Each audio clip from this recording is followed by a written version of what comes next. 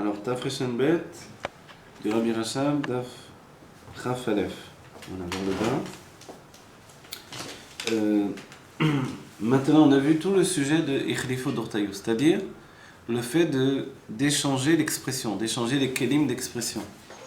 C'est-à-dire que l'exemple qui a été donné est là pour nous faire comprendre que les orot, ce n'est pas possible qu'elles soient, les lumières, ce n'est pas possible qu'elles soient pshutot, c'est-à-dire simples, c'est-à-dire sans structure ni définition. Donc il n'est pas possible que la sphira, qui est à la base de nos sentiments, de la construction de notre âme à nous, que la sphira, elle soit uniquement déterminée par le clé, par le réceptacle. La sphira, ce dévoilement divin, elle possède deux parties, la lumière et le réceptacle.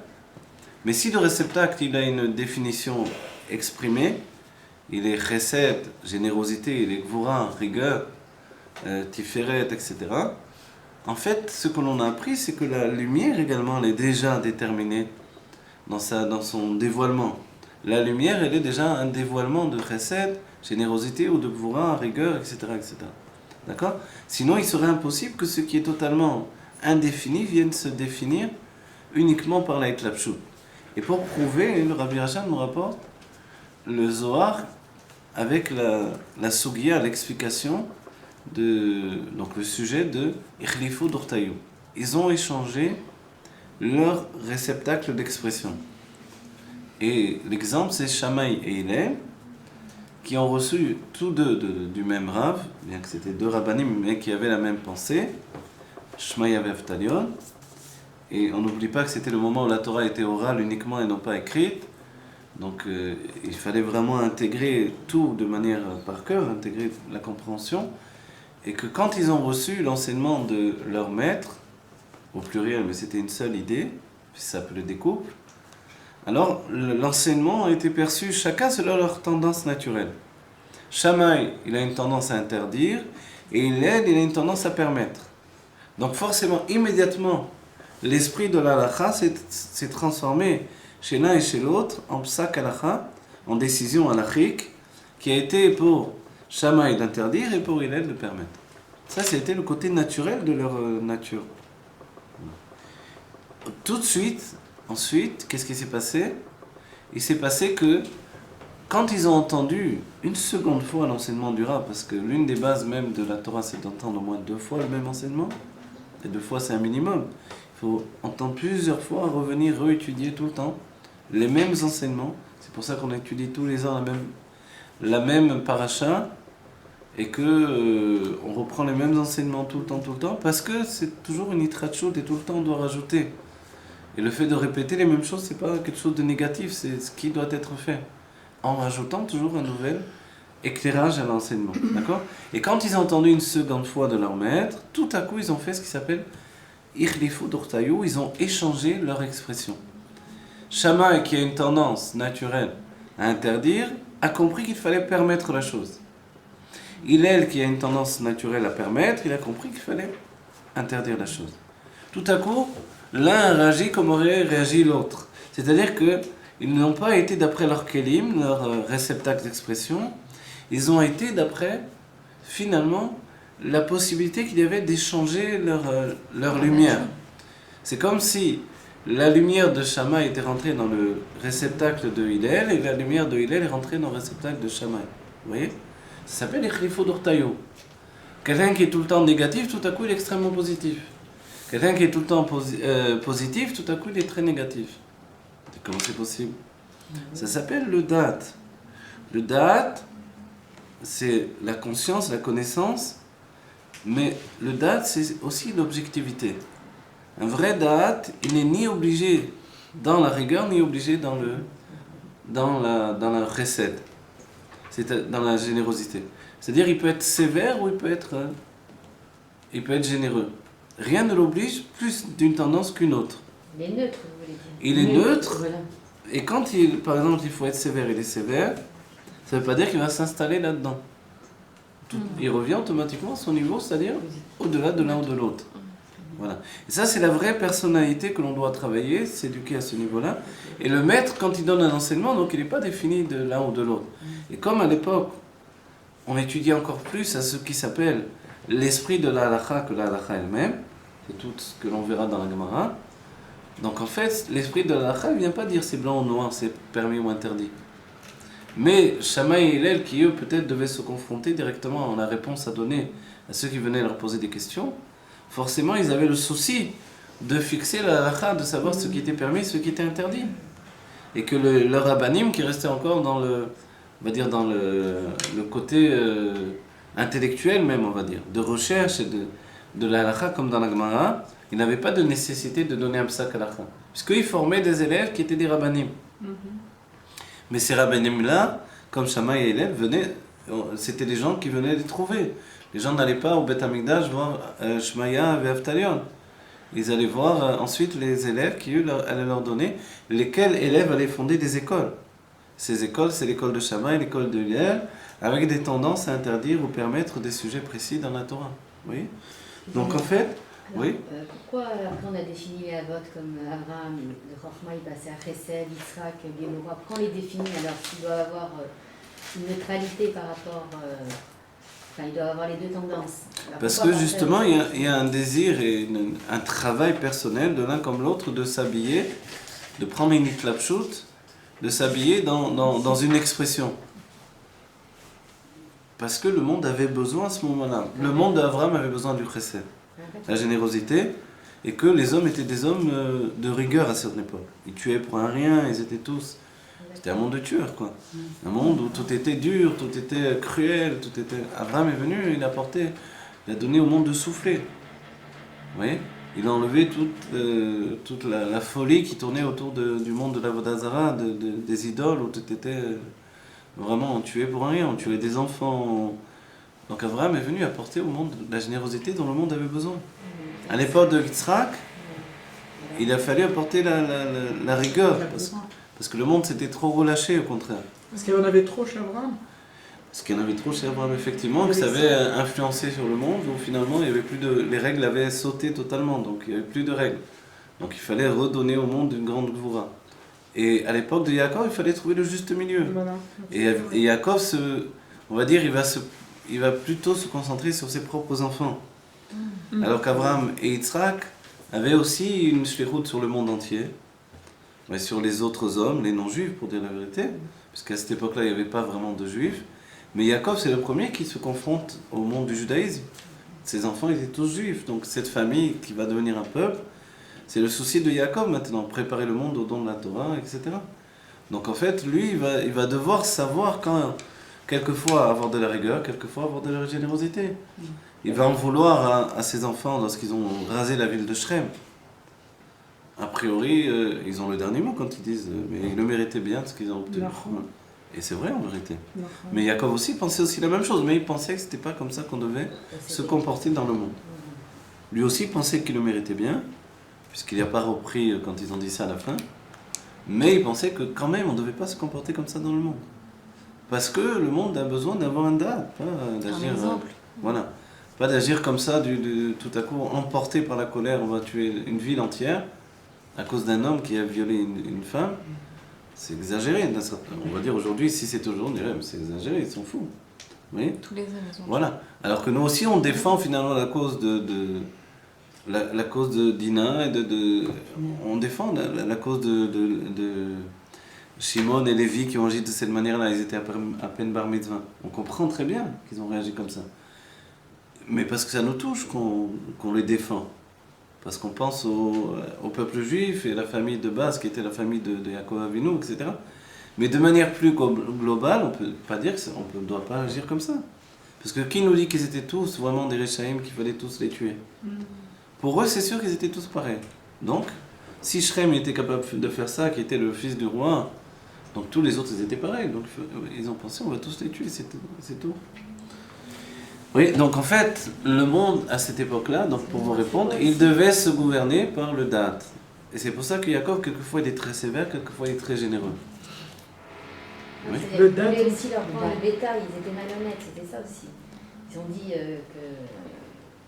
Comment ça s'appelle ? Non. Ils leur volaient leur bétail aussi. Les voler, c'est pas que l'histoire de Dina, non ? Non, le bétail c'était avec Lot et il y avait des disputes entre les bergers de Lot et les bergers A priori, hein, peut-être je ne connais pas, excusez-moi si je ne connais pas, mais disons de ce que j'ai étudié, c'était ce sujet-là, quoi. Au contraire, il voulait échanger. Quand Shrem il est venu parler à son père, il a dit qu'il était très amoureux.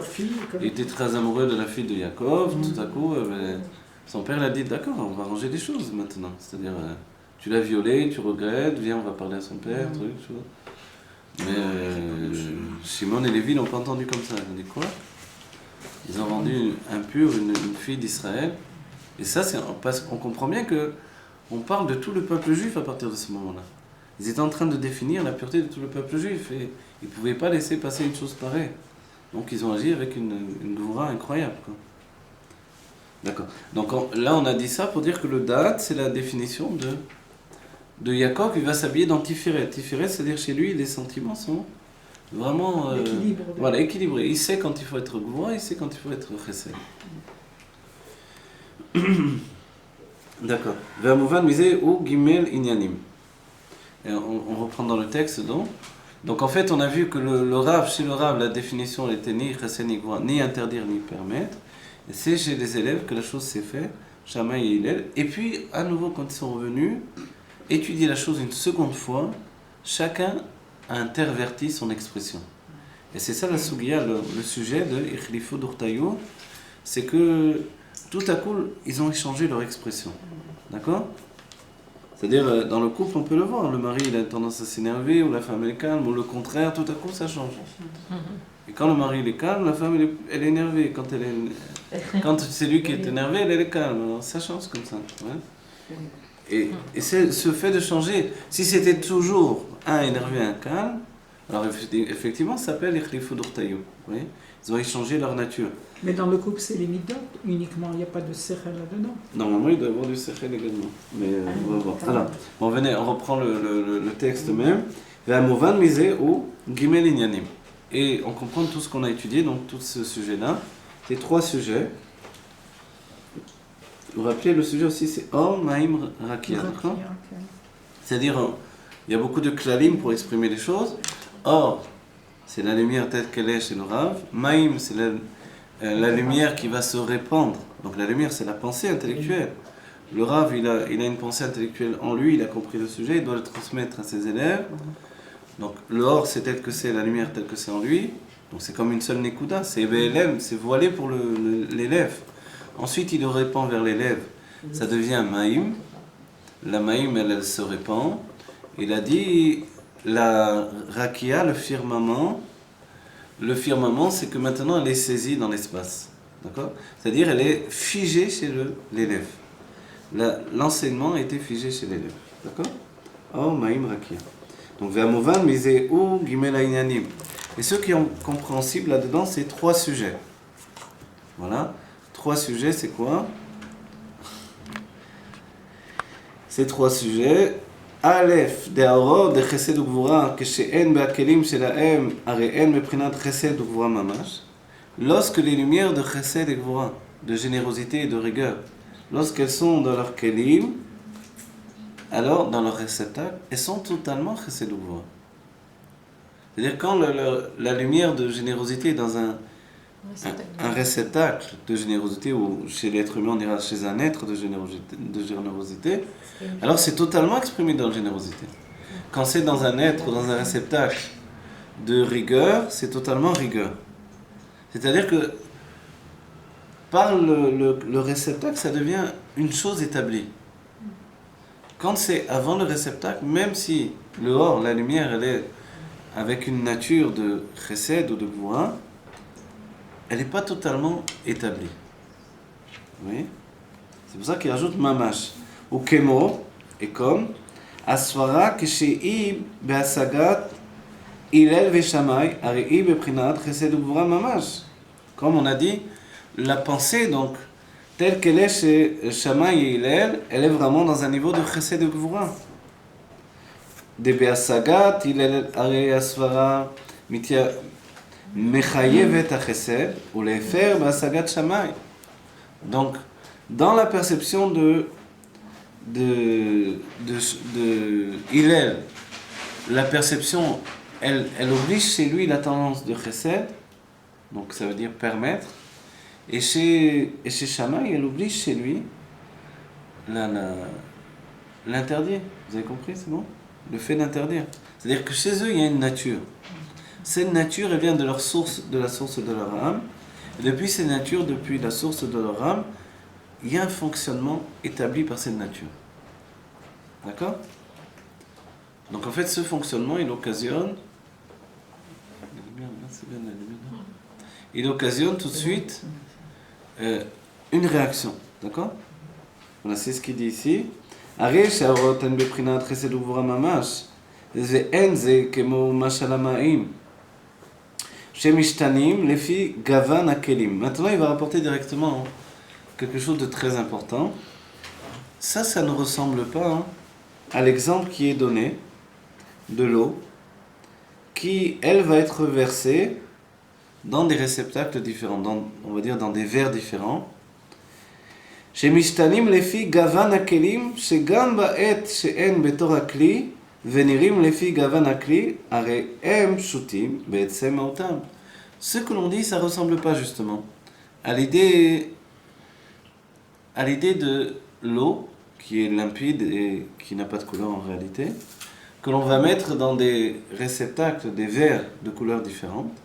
Et c'est le verre qui va occasionner que l'eau prenne la couleur blanche, verte, bleue, rouge. Vous voyez? Donc c'est le verre qui va définir la couleur. Donc il dit ce que l'on a appris auparavant, ça ne ressemble pas justement. Aval kanare. Non, attendez, ouais. Et donc on a bien compris que l'eau, si c'était l'exemple de la lumière, elle n'a pas de couleur de par elle-même. Donc en fait, l'eau, il faudrait sous-entendre qu'elle est comme la lumière qui n'aurait pas de définition. C'est simplement le cli qui va lui donner.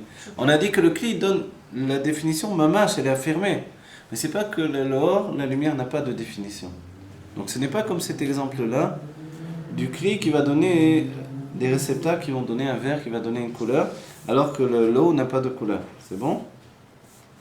Mais la lumière, elle est jaune ou blanche. Elle a une couleur. La lumière, elle n'est pas jaune ou blanche, c'est pas vrai. La lumière, elle est blanche dans la chokhma, dans le chesed, dans la sagesse ou la générosité. Elle est noire dans la bina.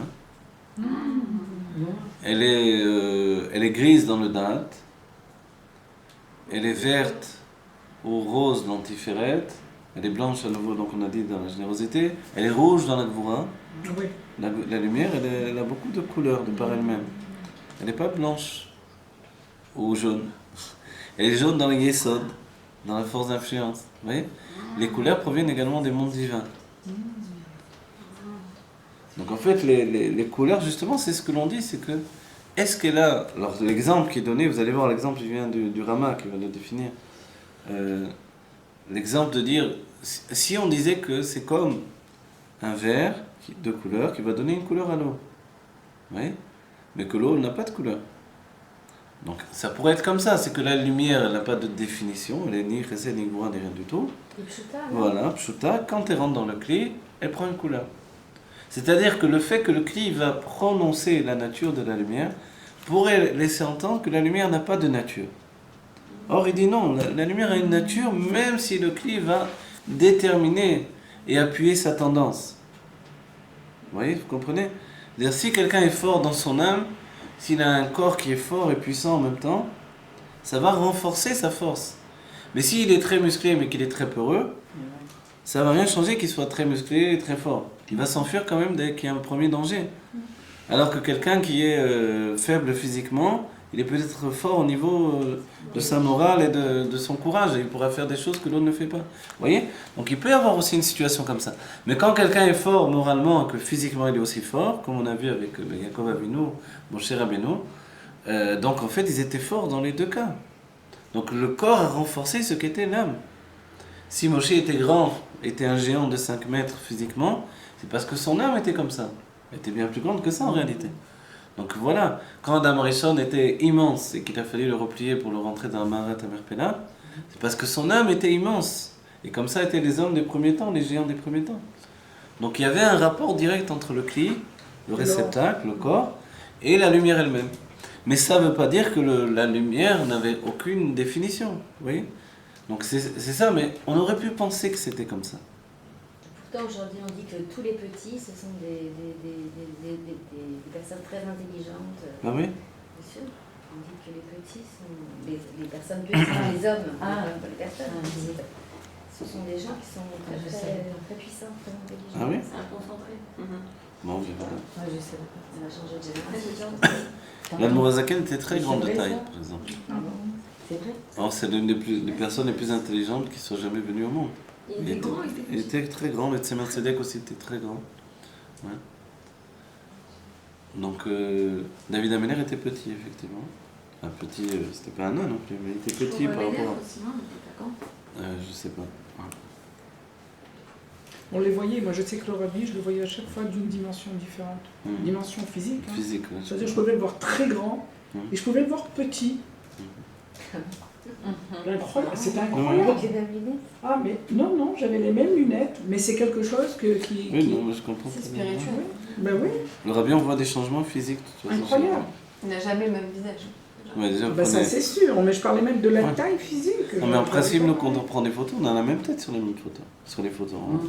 Le rabbi, il n'y a jamais la même Quand tête. on peut prendre des photos, elles sont toutes brûlées les miennes. Il n'y en a pas une qui est sortie. Ah ouais? Ah oui, dingue hein, ce truc-là. C'est mon avis, la pauvre. Parce qu'il avait un photographe attitré Oui, dans le CV. à qui il a donné la permission. Ouais, Ouais. Et t'es pas la seule qui me dit ça. Il y a C'est plein de bien, gens qui l'ont brûlé pas. tellement, tout a brûlé. D'accord, alors on dit ואין זה כמו משל המים כשמשתנים לפי גוון הכלים שגם בעת שאין בתור הכלי ונראים לפי גוון הכלי הרי הם פשוטים בעצם מהותם. Voilà, ce n'est pas donc comme on reprend nouveau pour bien préciser parce qu'il va continuer sur ça, ce n'est pas donc comme l'eau qui est dans un verre de couleur, mais en vérité l'eau elle reste transparente, c'est juste le verre qui a une couleur. אבל כאן הרי הסברה כשהיא בהשגת הלל, הרי הוא מחייב רק חסד ולא גבורה. Ici, quand on a donné l'exemple de Shammai et Hillel, quand il a sa pensée à lui, sa pensée, elle oblige que la permission. Il n'a pas chez lui, c'est naturel qu'il pense tout de suite à permettre la chose. Et Shammai, tout de suite, il va chercher à interdire la chose. C'est comme ça, c'est dans leur nature. Une nature de rigueur, une nature de chesed. Vayenu, c'est-à-dire, les filles chez Sibat Prinat HaChesed Ugvura chez Baorot, אינו רק מצד הכלים לבד, כי אם מצד שורש ומקור האור. Pourquoi? C'est parce que la nature, regardez, je vais le traduire mot à mot pour bien, on va donner le poids des mots qu'il dit, c'est-à-dire, parce que la raison du niveau de chesed ou de générosité ou de rigueur, chez Baorot, qui sont dans les lumières, et Norak, ce n'est pas uniquement Metzad HaKelim, du fait des kelim, des réceptacles d'expression, l'évad. C'est-à-dire que c'est aussi, c'est là où le Rabbi Rachab insiste, on va dire, on a compris. Non, il vient citer pour dire, c'est aussi, c'est vrai. Le réceptacle, il va donner une grande force à l'expression, si bien qu'on a l'impression vraiment que c'est le réceptacle. Si des Mekoubalim vont penser le contraire de ce qu'il dit, c'est parce qu'effectivement, on a l'impression que l'or, il est pas chaud, et le réceptacle va faire que cette lumière, elle va rentrer dans une définition de rigueur ou de générosité. Et donc, chez Hillel, on n'a pas l'impression qu'il va pouvoir interdire quelque chose. Et pourtant, il a compris tout à coup qu'il faut interdire. Et Shammai, on a l'impression qu'il veut qu'interdire cet homme-là. Et pourtant, Pitom, il va permettre. Vous voyez? וכן להפר בהשגת שמאי, donc on a dit, והיינו, לפי שסיבת בחינת החסד וגבורה שבאורות, אינו רק מצד הכלים לבד, כי אם מצד שורש ומקור האור. Parce qu'en réalité, la raison pour laquelle l'un va avoir la tendance à interdire ou l'autre la tendance à permettre, ce n'est pas le cli, mais c'est aussi la lumière et la source de la lumière. C'est que la source de la lumière, elle a une tendance comme ça. Et souvent, on verra, quand on analyse, on voit dans les écrits du Harizal ou dans le Chassidut, quand il parle des sages de la Gemara, et qu'un sage, comme Rabbi Yehuda par exemple, il va toujours aller d'après le Maasé, d'après l'action concrète, parce que son âme est liée à Malchut, dans sa source.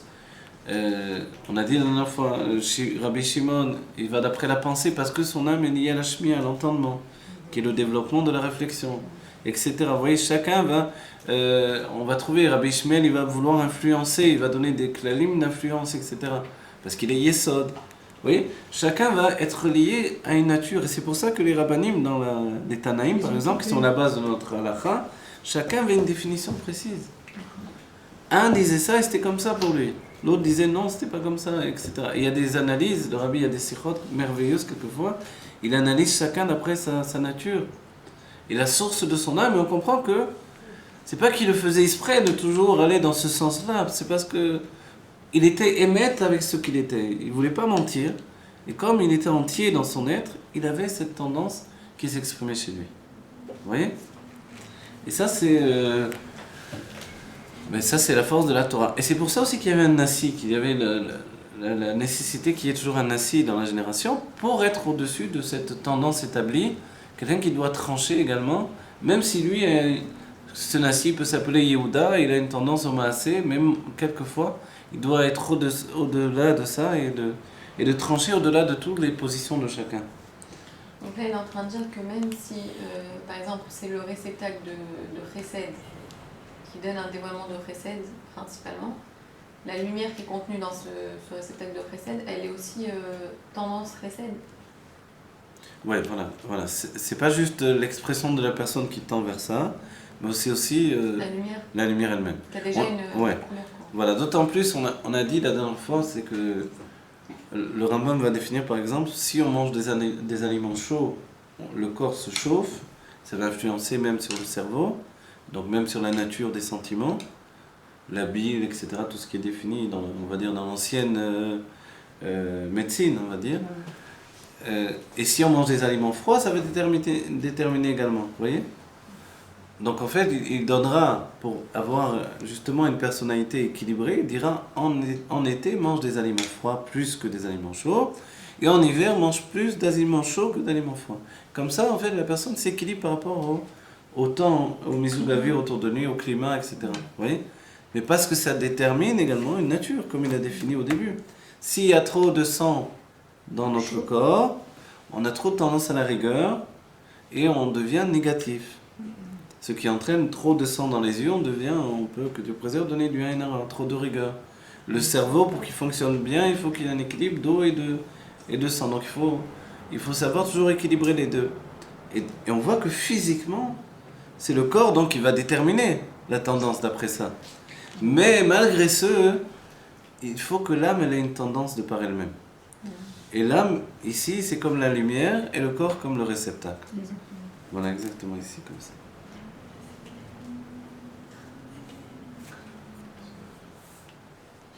וכמו החסד וגבורה שבהסברה גבי שמאי והלל, הרי הסיבה הוא מפני שגם בסברת הרב יש בה חסד וגבורה בהלל. Mais en vérité maintenant, dans la base, dans le sujet qu'on a étudié, si le chesed et gvura, donc permet, on va le traduire comme ça, permettre et interdire, si ça n'existait pas du tout chez le Rav qui a donné l'enseignement, les élèves ne l'ont pas inventé non plus. Ils n'ont pas tout à coup sorti. Mais on a dit parce que le Rav, lui, il parle au niveau de l'esprit de l'halakha, sans fixer l'halakha ni à droite ni à gauche. Le Rav, il n'a pas dit c'est permis ou c'est interdit. S'il avait déjà dit permis ou interdit, les élèves n'auraient eu rien à faire. Mais le Rav lui a donné l'esprit de l'halakha. Comme on a dit auparavant, c'est la vraie Torah, quoi. La vraie Torah, elle nous laisse permettre ou interdire, selon la situation.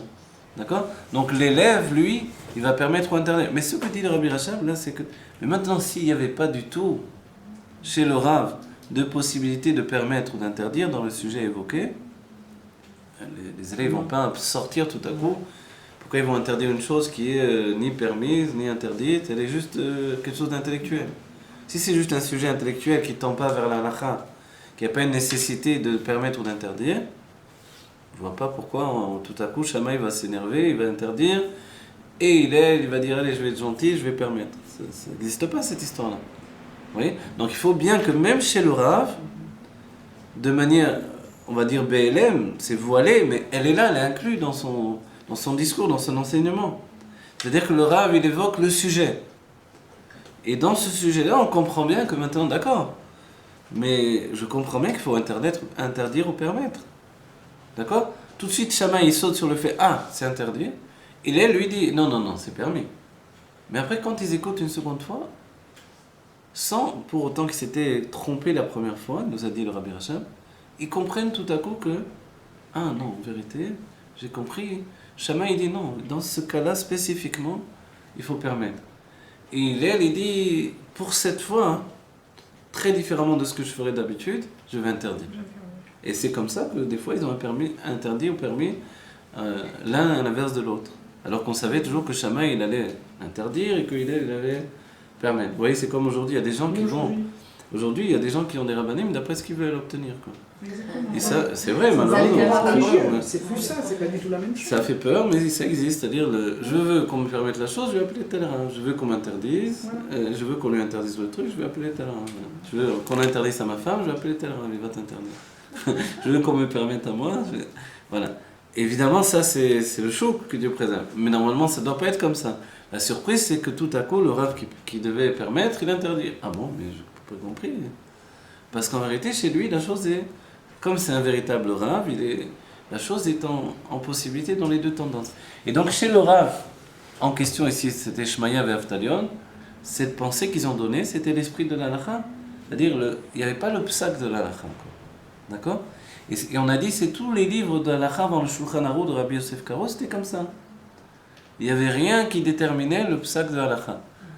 Et quand Rabbi Yosef Karo a écrit son Shulchan Aruch, c'était basé justement sur le Rambam qui lui a défini déjà des halakhot spécifiques.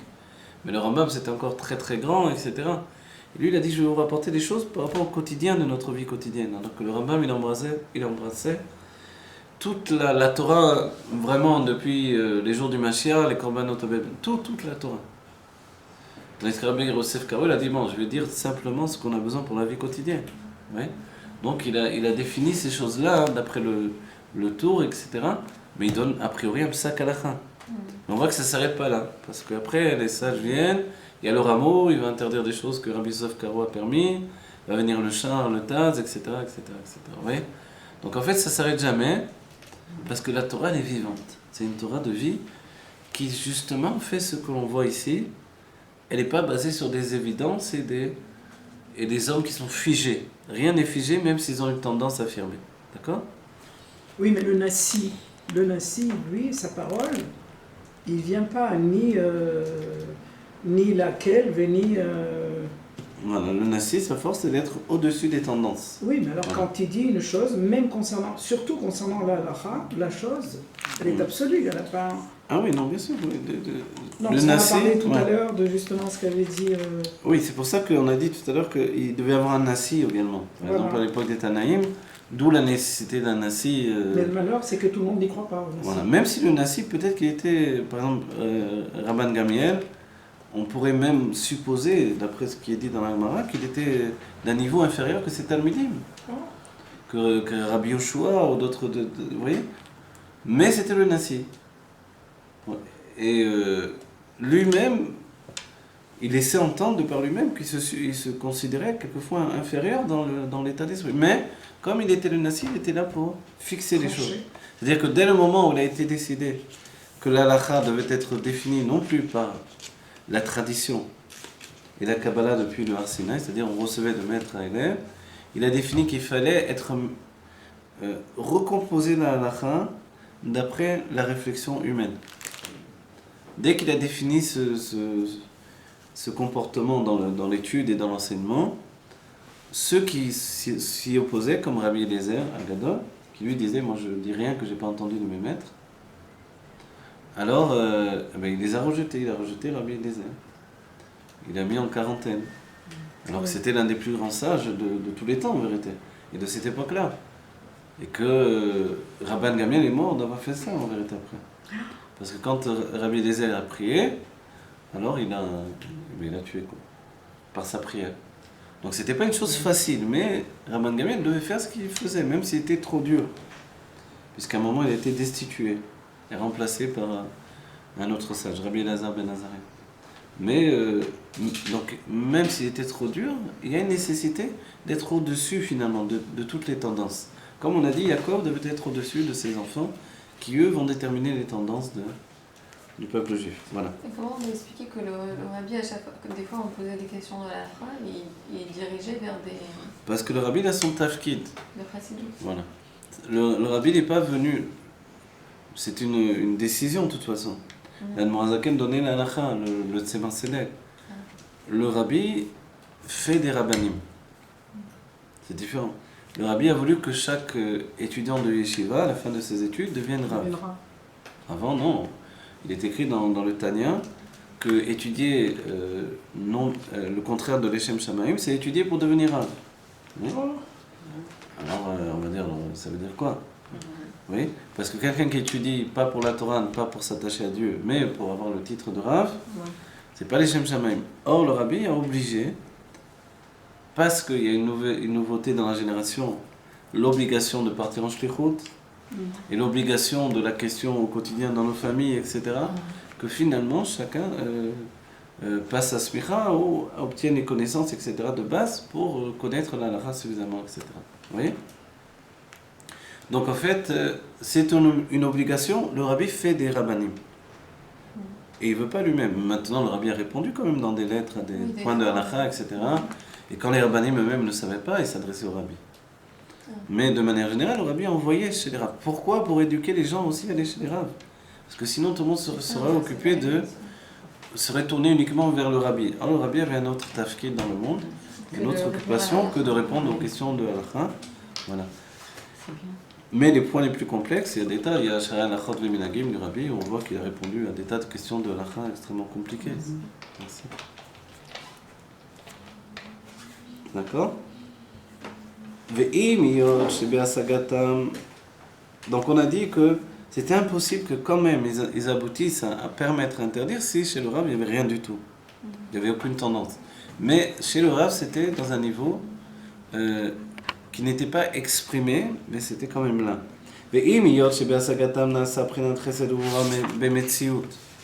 Et même si, au contenu, on va dire, que dans leur perception, c'est devenu quelque chose de concret. Ils ont entendu le Rav qui possédait en lui la possibilité. On est passé à Daf Rav Bet. Donc si le Rav il est passé dans la possibilité, non, si par Shammai et Hillel c'est devenu quelque chose on va dire de concret, une metsiout, une existence, le psak halakha il est apparu, la décision halachique. Alors דלפי שהשגת שמאי היא בבחינת גבורה על כן, הוא תופס הסברה לחומרה. והלל להיות השגתו בעצם בבחינת חסד על כן, הוא תופס להיתר וכו'. מכל מקום, אם בהסברה עצמה לא היה בה חסד וגבורה כלל, לא היה התחלקות בהשגתם בבחינת חסד וגבורה ממש במציאות. Voilà. Shammai et Hillel vont entraîner la chose dans l'existence. C'est-à-dire que chez le Rav, la chose n'existe pas pour le monde. Elle est tellement dans un niveau d'esprit, justement, spirituel, intellectuel, que ce n'est pas une réalité. On a donné l'exemple là dans le fond, l'exemple que le Rabbi rapporte. Il y avait un très grand Rav où une femme vient avec son poulet. Elle lui dit, regardez mon poulet, est-ce qu'il est caché ou il n'est pas caché? Lui, il commence à regarder le poulet, etc. Il commence à réfléchir, il écrit comme ça dans tes livres, dans tes livres, dans tes livres.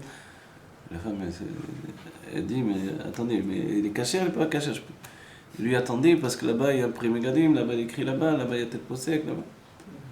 Et ça dure un bon moment, la femme, elle n'en peut plus, elle dit, mais je peux le mettre dans ma casserole ou je ne peux pas le mettre dans ma casserole? C'est ça ce qui l'intéressait. Donc en fait, il y a effectivement, plus un Rav est grand, plus il rentre vraiment dans... on va dire dans l'esprit de la halakha qui est infini. Avec sa limite, elle est quand même infinie, puisqu'on ne parle pas de halakha, ce n'est pas le psak. Mais là, il devait fournir un psak. Comme il était tellement grand et élevé, ce Rav-là, il avait du mal maintenant à fournir un psak, parce que c'était chez lui tous les livres qui défilaient, toutes les questions, tous les rabbanim, toutes les objections. Alors, donc il a pris peur. C'était pas que de manière facile, il va statuer contre le Rambam, contre le Char, le Taz, voilà. Donc, donner maintenant le psak par rapport à tout ça, c'est ce qui est le plus difficile pour lui. Mais un Rav qui a l'habitude de faire ça, d'être donné un psak, un ravir ou quelqu'un comme ça, donc vite il va donner le psak, vous voyez, tout de suite, il va pas ni à droite ni à gauche, tac, il va dire permis, interdit. Parce qu'il a l'habitude de ça, il a l'habitude de ramener la chose au psak halakha, mais qu'il y a chez lui une tendance. Et cette tendance de rigueur, en fait, pour qu'elle soit vraie cette tendance et non pas un défaut dans sa personne, il faut qu'elle puisse s'intervertir. Que le même Rav qui interdit, il doit pouvoir permettre également. Et on dit, la grandeur, c'est quand même d'essayer de permettre. On n'est pas là pour tout interdire. C'est plus facile d'interdire que de permettre. Aussi, voilà. Bon. Mais en même Tout temps, permet celui qui aussi. permet tout, alors il y a un problème. Ouais. Ça peut être dans les forces du mal aussi. Donc alors il faut vraiment trouver la place des choses. La compétence du Rav, elle est validée par les élèves. Si les élèves ils arrivent après à intervertir leur Oui, tendance, si vous voulez. c'est Oui. une preuve comme quoi il a bien fait passer l'enseignement. alors. Voilà, exactement.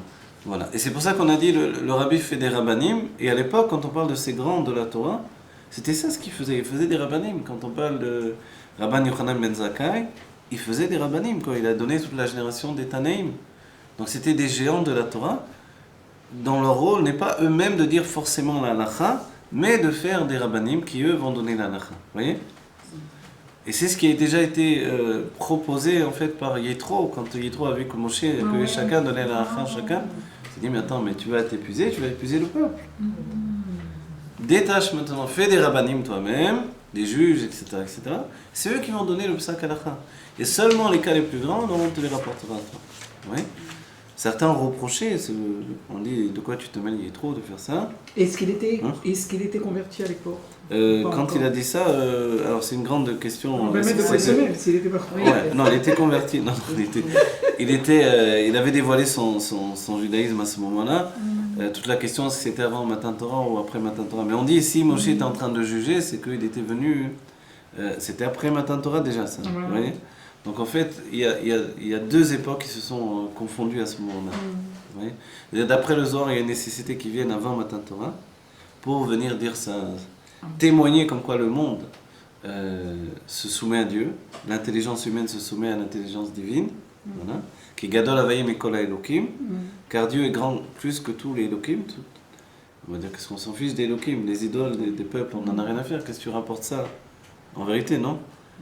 Il y en a un qui vient dans Beth Knesset et dit parce que Dieu est plus grand que toutes les idoles. On dit qu'est-ce que tu nous viens avec tes idoles? Sors de là, hein, on sait que Dieu est plus grand. Alors pourquoi il rapportait ça? Parce que lui, il pouvait témoigner de ça. Quelqu'un d'autre aurait dit, on dit. Mais comme lui, il avait fait Avodah Zara, il était devenu près de toutes les idoles dans une recherche de la vérité, alors il pouvait témoigner de ça. Et de là, en fait, l'humanité entière témoignait à travers lui de la grandeur de Dieu par rapport à tout ce qui existait au niveau intellectuel et la sagesse humaine, en fait. D'accord. Très bien. Donc tout ce que l'on si c'était moi aujourd'hui, j'essaie de dire, puisque c'est le rabbi, il n'essaie pas de dire, mais il nous apporte toutes les nuances du sujet, c'est que à la fois, il y a effectivement une tendance qui vient du réceptacle de l'expression, et à la fois, il y a l'état d'esprit de... Et à la fois, il y a l'état d'esprit de... l'état d'esprit même du Rav au départ, l'état d'esprit de l'élève, et la chose va pénétrer dans tous les niveaux dont on a dit Or Maïm Rakia, d'accord? Alors on va accélérer pour terminer ce mama. וכמוכן, אם היות שעל ידי הכלים נעשה בחינת חסד וגבורה, מכל מקום הסיבה לזה הוא מה שבשורש ומקור יש בחינת חסד וגבורה בהלם, ועל כן נעשים בבחינת אור החסד ואור הגבורה. Voilà. Et ça c'est très important. Il nous dit que c'est parce que dans la racine même, et si la racine, on parle de la racine dans le Rav lui-même, il y avait de manière voilée le chesed et la gvura, donc la permission et l'interdiction, même s'il ne l'a pas formulé et qu'il a laissé les choses de manière générale. Mais en réalité, quand ils ont écouté Shammai et Hillel, tout leur être était concentré pour comprendre leur maître, et eux en tirer la nécessité de répondre ensuite, puisque eux c'était les rabbanim qui devaient répondre aux gens, alors que ces maîtres de niveau encore supérieur, on va dire à ce moment-là, alors ils étaient dans un niveau au-delà même de la halakha yom-yomit, quotidienne. Mais eux, ils étaient concentrés sur le fait de qu'est-ce que je vais sortir de cet enseignement-là. Quand on va venir me demander qu'est-ce que je dois répondre, c'est permis, c'est interdit. Et en réalité, donc, ils ont cherché et pénétré dans le date, trouvé dans le LM, dans ce qui était voilé chez leur maître, pour en extraire la permission ou l'interdiction. Mais s'il n'y avait rien là-bas, ils n'auraient rien pu extraire de l'esprit de leur maître. Et c'est parce que ça existait chez leur maître BLM de manière voilée qu'ils ont pu l'extraire et l'amener dans une réalité dans leur on va dire, dans leur personnalité. Voilà. Dans leur personnalité, c'est devenu une réalité. Mais parce qu'ils l'ont pris, nous ont été le cueillir dans la pensée du maître. Et ensuite, il nous rapporte un autre enseignement. Mekol makom lechol liot ichlifu durtayu. Ukemo gabe shamay. La ligne commence au Mekol makom. Yechol liot ichlifu durtayu. וכמו גבי שמאי, דעים היות שהספרות שלהם הן מבחינת חסד וגבורה ממש, ומכל מקום יכולים להתחלב מצב פשיטות מקורם. Alors il nous dit, mais de toutes les manières, malgré ce qu'on vient de dire, ils ont pu arriver au niveau de Ikhlifu Durtayu. Ils ont échangé leur expression. Pourquoi? Parce que la chose n'était, si elle existait chez le maître, elle n'existait pas de manière définitive. Ou elle n'existait pas de manière marquée.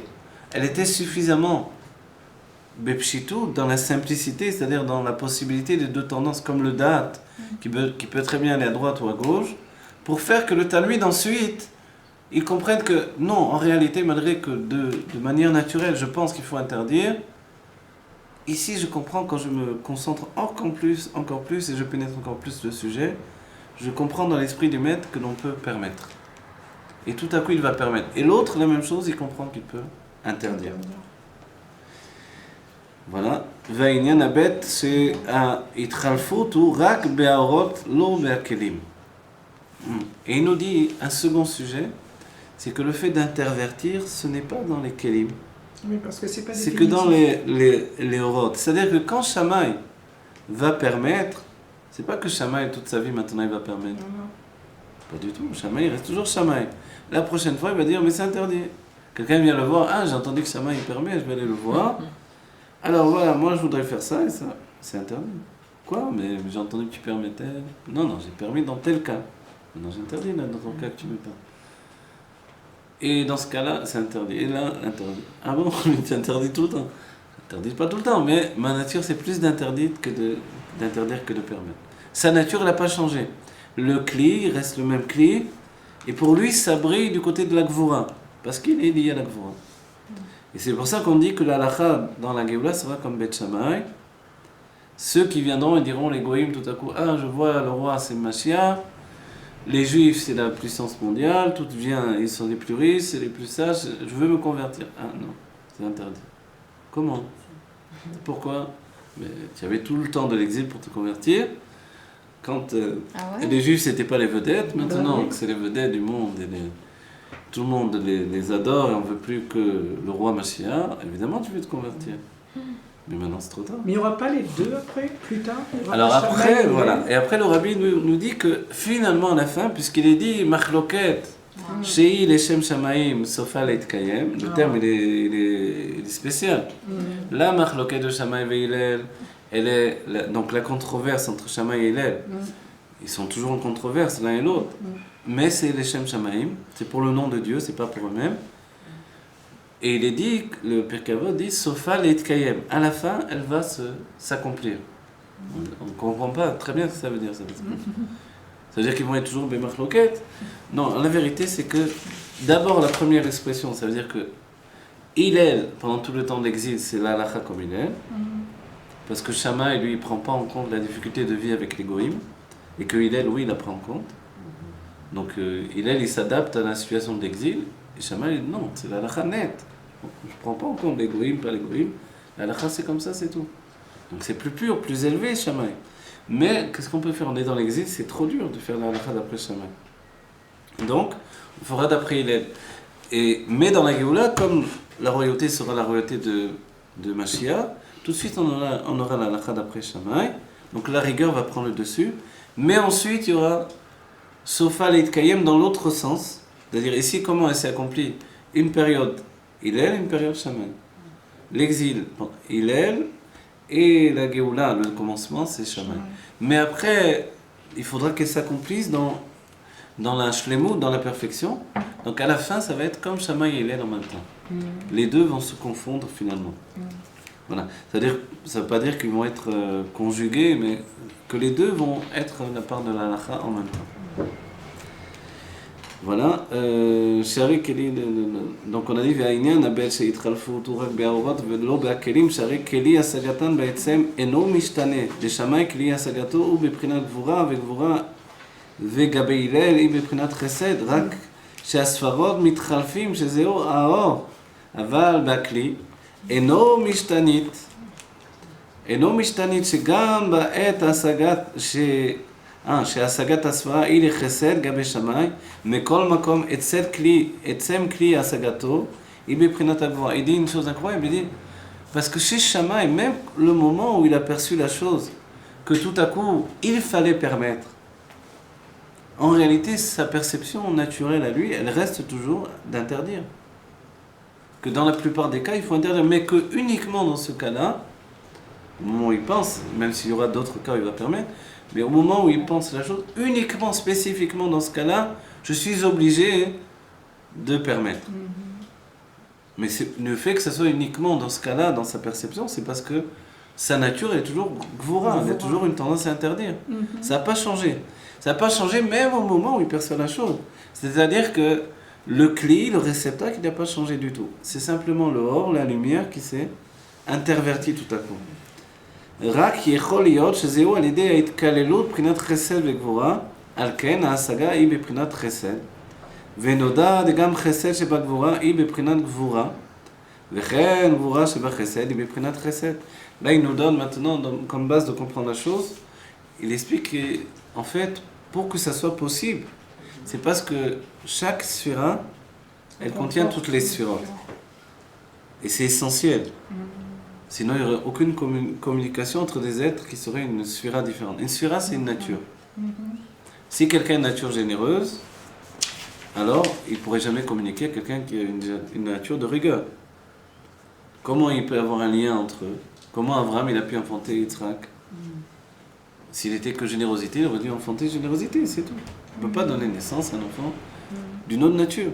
C'est parce que la générosité, elle possède aussi de la rigueur en lui. C'est une rigueur de la générosité. Et la rigueur, elle possède aussi la générosité. C'est la générosité de la rigueur. Donc en fait, quand Shammai, tout à coup, il exprime sa générosité, c'est la générosité de la rigueur. C'est pas une générosité généreuse absolue. C'est que dans sa rigueur, il y a aussi de la générosité que maintenant il utilise. Et c'est pour ça que c'est uniquement dans ce cas-là qu'il va donner la générosité. Parce qu'il y a une limite également. Sa générosité, elle est limitée à ce cas-là. Donc celui qui avait pensé que maintenant il va te permettre, c'est faux totalement. Voilà, elle est maintenant dans un état précis, un moment précis. Elle est dans une limite qui est le fait que sa générosité, c'est aussi de la rigueur. Mais c'est de la générosité à ce moment-là. Il permet. Et il va être même très dur dans la permission, c'est-à-dire il ne va pas vouloir que d'autres interdisent, puisqu'il permet. Vous voyez? Ah là là. Et oui, puisque La gvora dans le chesed. Eh oui, la gvora dans le chesed, c'est ça. C'est-à-dire, c'est pas que maintenant il va être très très sympathique, par exemple, quand on va le voir.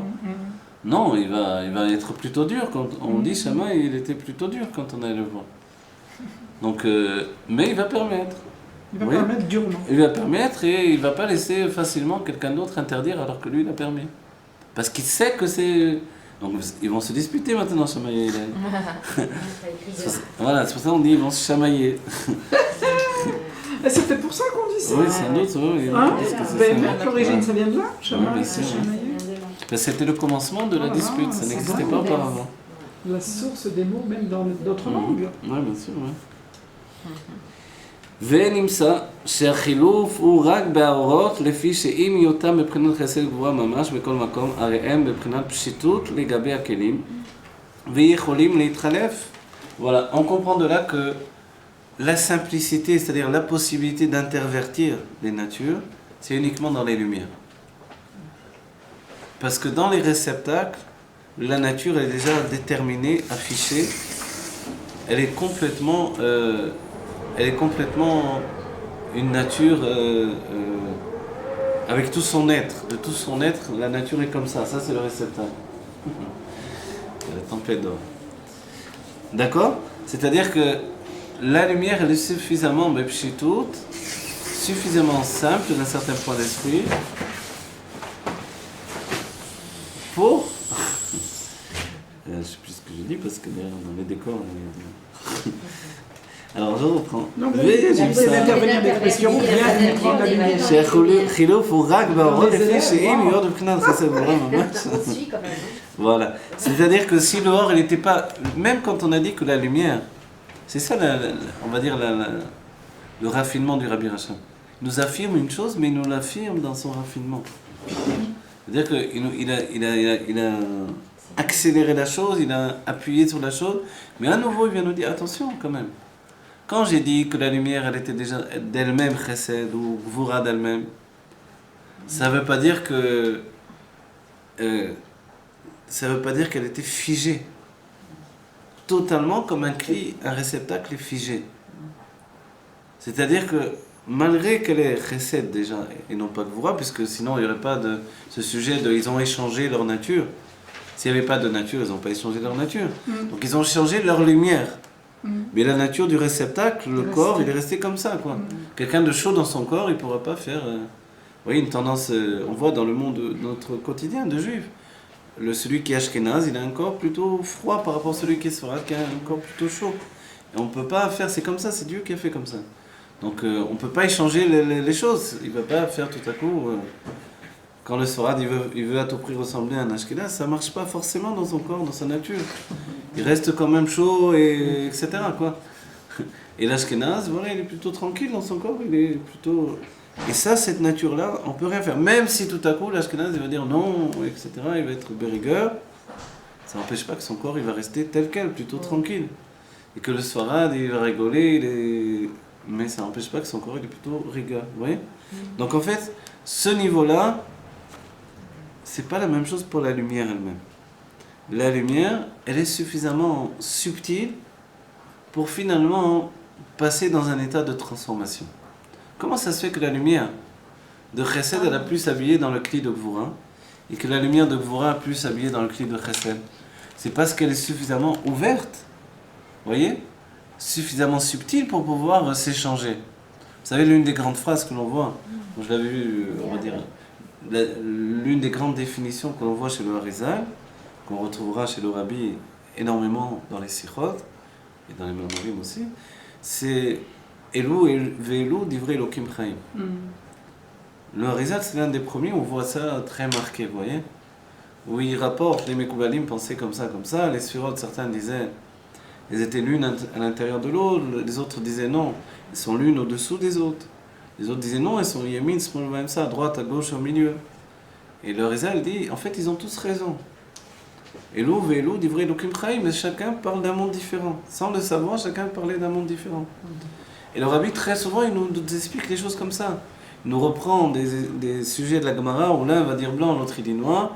Et le Rabbi nous dit, mais lui il dit blanc parce qu'il voit de cet aspect-là les choses. Lui il dit noir parce qu'il voit de cet aspect-là. Les marloquets de Shammai et Hillel, le Rabbi va nous donner des choses qu'on n'a pratiquement jamais vues comme explication. Le Rabbi nous dit, Shammai il est posek bekoar et Hillel il est posek bepoal. C'est-à-dire, Shammai lui parle du potentiel des choses et Hillel lui parle des choses effectives. Et c'est ça ce qui va faire la différence de leur psak halacha. Donc en fait, c'est que finalement l'un et l'autre sont comme une succession de l'un et de l'autre, quoi. Et dans ce point de vue, les deux ont raison, simplement tout dépend comment on voit la chose, vous voyez. Il est possède dans quoi, Hillel? Il est possède d'après le koar et Shammai il est possède d'après le poal. C'est-à-dire, Shammai va voir les choses en potentiel et Hillel va voir les choses concrètement. On a vu avec Hanouka, Shammai dit on allume tous les nérotes le premier soir et tous les jours on enlève un ner. On allume toutes les bougies le premier jour de Hanouka, puisqu'a priori c'est ce jour. Le Nes il était quand? Il était le premier jour.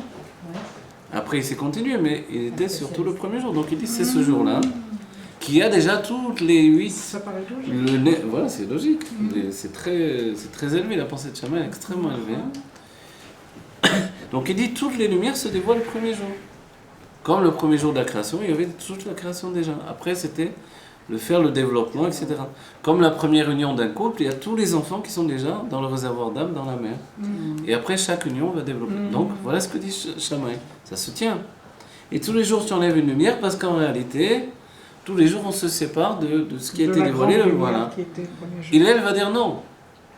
Oler Vemosif, tous les jours, tu vas rajouter une lumière pour atteindre le moment où toutes les lumières seront présentes. C'est-à-dire que lui, il ne pense pas que le premier jour, tout est présent. Au niveau, parce que, on va dire alors, comment ils peuvent avoir une pensée aussi différente? Contradictoire. Voilà, parce que Shammai, lui, parle au niveau bécoir. Potentiellement, je suis d'accord avec toi que toutes les lumières ne sont pas encore dévoilées, que chaque jour c'était un autre miracle, mais le miracle a été quand même actionné le premier jour. En potentiel. Une seule fiole, elle a servi pour tous les jours. Il n'y a pas eu plusieurs fioles de Shemen. Mais Oui. la lumière en vrai. Voilà. Donc en fait, lui, il pensait, donc de ce fait-là, la lumière de la fête, elle est déjà présente le premier jour. C'est pour ça que c'est Hanouka. Le café, c'est bien le premier jour. Les autres, ce sont des autres jours. Ils ont un autre nom. Donc le premier jour, tout est là. Et il dira, d'accord, mais le miracle, lui, il s'est perpétué chaque jour. Donc c'est chaque jour que le miracle va s'intensifier pour aboutir finalement à quelque chose que l'on possède en nous. Ensuite, on le possède parce qu'on l'a affirmé. Donc en fait, l'un va parler dans... On possède tout en potentiel, l'autre dit non mais il faut l'affirmer, il ne suffit pas de le posséder en potentiel. C'est comme de dire quelqu'un a des qualités, est-ce que c'est